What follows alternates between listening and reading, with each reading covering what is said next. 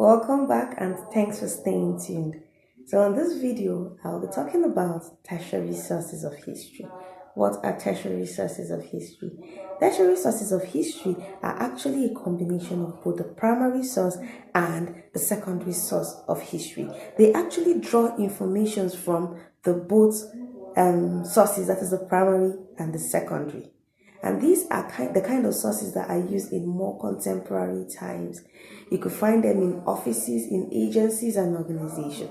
Funny as it may seem, these are things we actually see in our everyday interaction, but we don't know the groupings or we don't know where they fall under.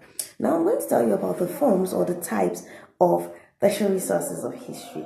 Some of these tertiary sources of history too could be looked at as the thesis. They can still fall under tertiary sources of history. We have bulletins. They are tertiary sources of history. We have guidebooks. They are tertiary sources of history. Manuals are tertiary sources of history. Fact books are tertiary sources of history. We have directories also. They are primary and tertiary sources of history. So they are more relating to contemporary issues, and over time they tend to change. Now I'll give an explanation to this. When we look at fact books actually give the correct indexes or information about a particular place, an organization, or people. Usually they are not really bulky books or things. If you've ever looked up on a particular place, maybe you want to research about a particular country because you intend to go on vacation there. Those things that is being outlined in those books about the things you find in those places or within that terrain are examples of fact books. What about guidebooks? If you've ever been a tourist or you've traveled to somewhere for a vacation also, there are times you just get a little book or leaflet, that will just tell you about this location you find yourself. What are the things that are obtainable? You can use that guidebook to see yourself through the place, even if you're not with a tour guide, because you would see that there's always a pointer telling you, okay, from this point, you encountered this, and when you move the other way, you move left or right. This is the next building you will see. These are the things that is obtainable for you to see in this place. And do you realize that most times these are actually factual? That is why they are under tertiary sources of history. So they are not made up. Any book or any material that is supposed to serve as a guide to you that is does not contain the fact, you find out that you're not pleased or happy with whatever you get. What about telephone directories? Telephone directories are very good examples of tertiary sources of history because they give a rundown information about telephone numbers, how you can contact and reach people, especially in organizations where they have things done in an orderly manner. You will find these directories giving you their names, their address, and how to reach them.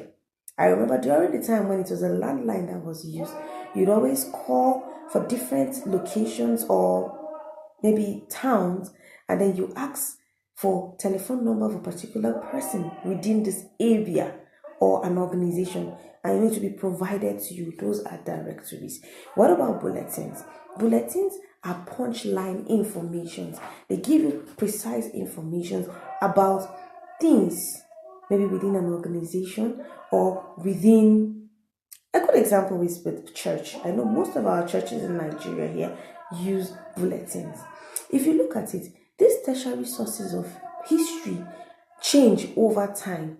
So there will either be an adjustment or it will change because it concerns topical issues. There's always an update about it. What about manuals? Manuals are simply guides. They just give you the first-hand information on how to use products or items. Have you ever bought a refrigerator? Once you buy the refrigerator, there's booklets you find inside of it that's telling you, oh, this material is describing what you've purchased. This is how it is, the method of use, what's the do's and don'ts of those things. So it serves you. It's like an end user information where you can use even without the producer standing there to tell you, oh no, use it with this voltage, don't use it with this. It will stipulate everything. But what about our mobile phones?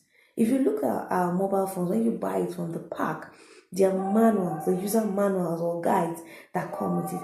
Those are tertiary sources of history. Was this video actually helpful? I think I have done justice to it. I simplified these sources of history to the best of our abilities. I would love to say goodbye at the moment, but I'm not leaving you forever. I will definitely come back with more videos. If you enjoyed this, please drop a comment so that I can improve and know what to do. Are you having problems in topics where you need clarity?